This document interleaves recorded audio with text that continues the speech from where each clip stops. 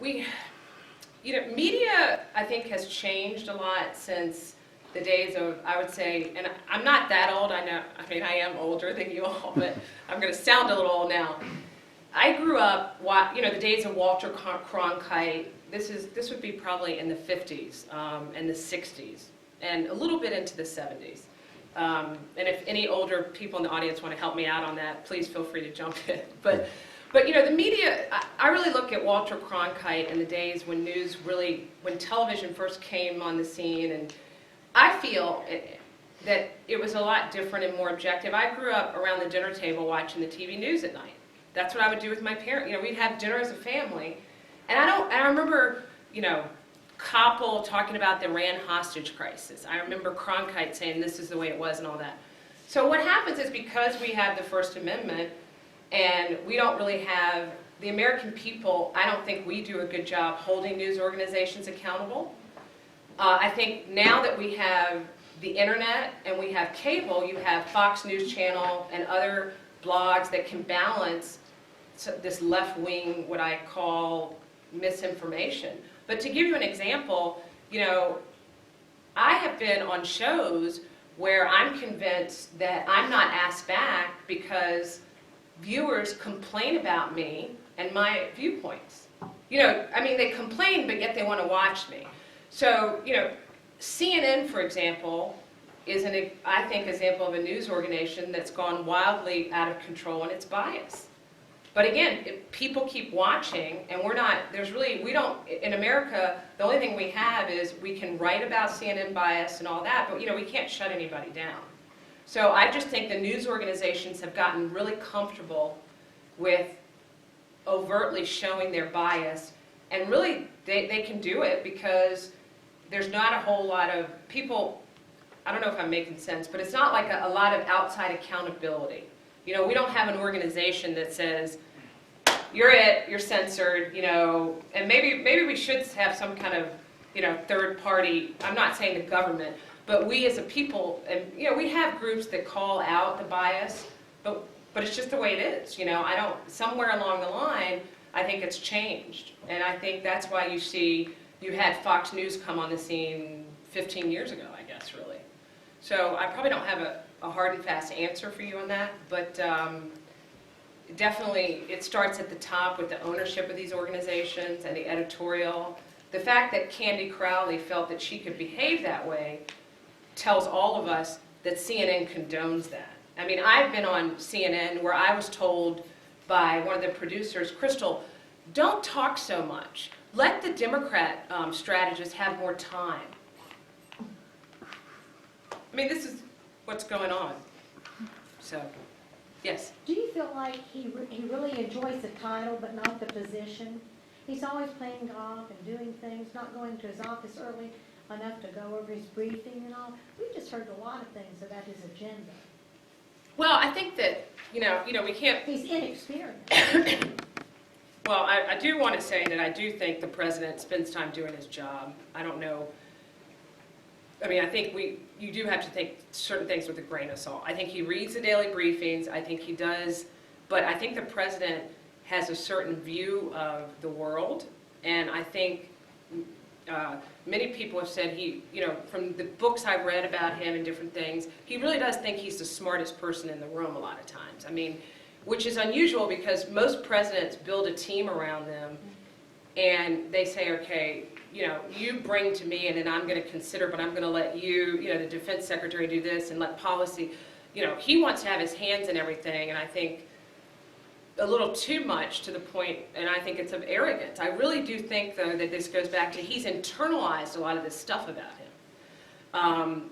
And he started writing his autobiography when he was 30 years old, when he was a visiting lecturer at the University of Chicago.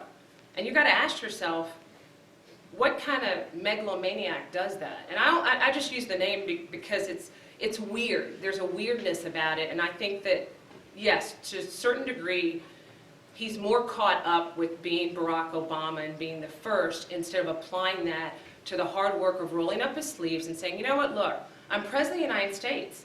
I cannot have everything I want. I cannot have the ideological vision this liberalism that I want. In a perfect world, sure, you could have that if we were all liberals. But the fact is we're not. And I just don't think that he's so hardened right now. I really don't think, we're not going to see, if he gets reelected, we will see 4 more years of this. You just will. You're not going to have him, because the Republicans aren't going to just agree to an agenda that runs counter to what they've been talking about for the last 4 years. They want tax reform.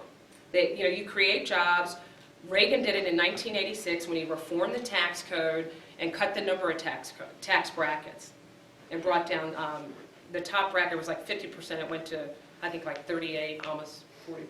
So, yes. Okay. Over here? Okay.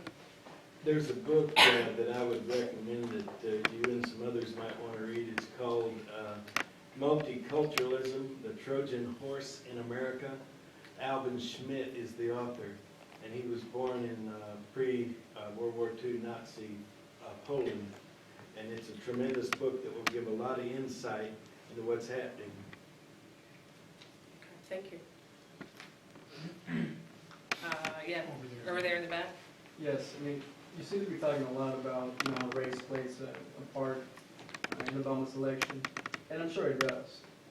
But then my question is, does it also work against him? I mean, you have people like Michelle Bachmann saying that Anthony Weiner's wife, I think, who was her name, suggested to Hillary Clinton that she was a member of the Muslim Brotherhood. That she hadn't. Uma Abedin. Yes, thank Yeah. you. Yep.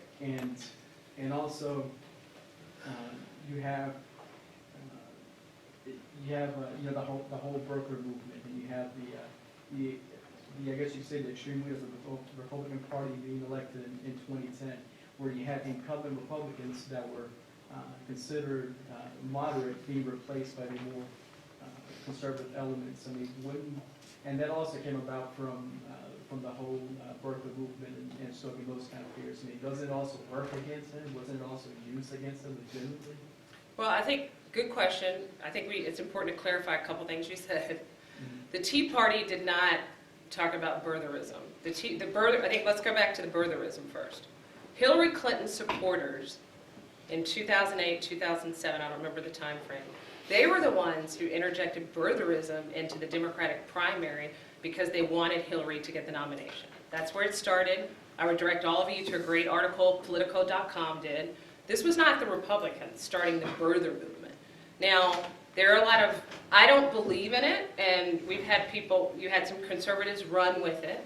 You've had Donald Trump be obsessed with it. I think it's a waste of political capital. He's produced a birth certificate, move on. Let's talk about the other stuff he's doing, his lack of a record. Now, with respect to the Tea Party, so that does help the president. I mean, I think it helps the president when the media will elevate that. They were really good at talking about the birther movement and making it out to be a Republican thing when that's not the way it started. They still talk about it. Anytime, look how much airtime they gave Donald Trump over his $5 million offer, his birth certificate madness last year. But they don't talk about, I mean, the president he was a member of Jeremiah Wright's church for 20 years. He was married there, his girls were christened there, and he gave incendiary speeches, sermons. And as far as the Tea Party goes, and it just wasn't talked about, you see. So I write about hate no matter where it comes from. My blog, I'm an equal opportunity chastiser, if you will. I don't, because it's wrong and it has no place in political discourse. But I think we have to examine them equal time to both sides who are doing it. Now the Tea Party, the Tea Party did not run on racial division or birtherism. The Tea Party ran on, you remember the tax day? There were Tea Party events everywhere, and it was about taking control of government. We the people, we're going to take the reins of government again. It was about spending and jobs. The Tea Party movement is about spending and jobs. It always has been and always will. It wasn't like Occupy Wall Street, where you had people squatting on things and destructing property. But again, the mainstream media distorted the Tea Party movement. Alan West, great Tea Party candidate. Black man who's running for re-election, a good friend of mine. I moderated a panel discussion for Congressman West last year about blacks in the military. He's not a radical whack job, and he's a Tea Party candidate. I mean, you have crazy people crazy and racism, no party owns that. But I think all that's gotten mixed up, and that helps the president. That helps his narrative. I'm a good guy. You guys, I'm being worn down because I'm the first black president. You got to give me a break. I mean, he plays into all this. And what happens? You and I are talking about what? Everything else other than his record. I don't know if that answers your question, but I mean, it does. I appreciate taking time to answer it. But Yeah. when I talk to people oftentimes on Obama, they'll say things like, he's a Muslim, he wasn't born here. Even in today's time, it still happens. And let's say, yeah, it may have started in the Democratic platform because of Clinton. But if you look at Fox News, it was their anchors predominantly that were pushing that message. At least when I saw it, it sure seemed that way. well, I think, and I can't attest to. I actually don't spend a ton of time watching. I mean, I watch Fox and CNN and stuff, but I don't. I'm not glued to the television. But I think we can find probably misguided reporting on both sides. To your point. But I haven't seen in this cycle a whole lot of birther talk. I've seen it coming from Donald Trump. That's where I've seen it coming from. And I've seen it elevated by the left, if you will. I'm not saying that Fox doesn't, perhaps might have reported on things that, the Muslim stuff. I mean, I just think that, anyway, I think most people are beyond that, and that just it's a waste of political capital, in my opinion. It's a distraction. It's a distraction for the Republicans to be talking about it, like it's a distraction for Democrats to be talking about, teabaggers. So, Thank you. yep. I think one of your biggest issues is the President Obama's record, especially in terms of jobs.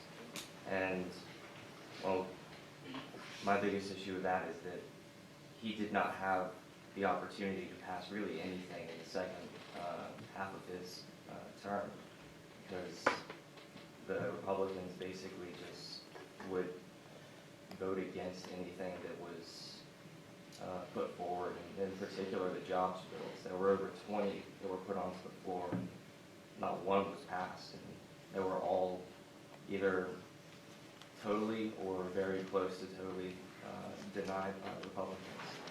And I obviously don't know enough about what was in those bills, but there just didn't seem like there was any real across the aisle talk, and it seemed like they were trying to actually obstruct what the president was trying to do. And I would just like to hear what you have to say on that. Mm-hmm. Well, I don't agree with your assessment of that, and I would encourage you to read Bob Woodward's book, The Price of Politics, talks about this, but let's examine what you first said. Okay, so the first 2 years, the president had a supermajority. He controlled, 2/3 of government? He had Congress, he had the White House, he didn't have the Supreme Court, but he had, majority, what people would say, a good chunk of government. He decides to come in, he asks for a stimulus, $800 billion. So, obviously, there was things going on in the economy. The Republicans, everybody came together. He ran that stimulus without really a lot of input. Eric Cantor, they had a meeting in the White House, January 2009, when the president had gotten back from his Hawaii vacation, to talk about, ideas. He said every idea was going to be on the table. Well, Eric Cantor put forth tax credits, lots of ideas. The president took none of them for the stimulus. Okay, if things were so bad and he really was concerned with jobs, why did he waste political capital passing $2.3 trillion Obamacare, which many small businesses have said has killed their hiring of jobs? Okay, and I think small businesses they hire they're 56% of the economy, so they're hiring a lot of people. Then he passed Dodd-Frank, which is the Wall Street Reform Act, and that was about banks and their capital, keeping banks in line and all that stuff.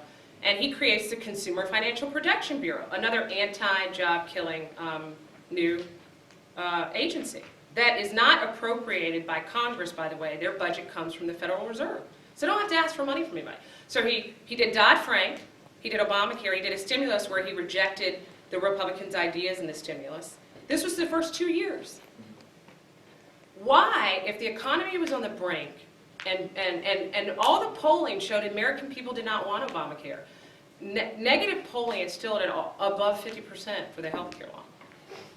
And Rahm Emanuel, I'm not making that up. Rahm Emanuel said that, okay?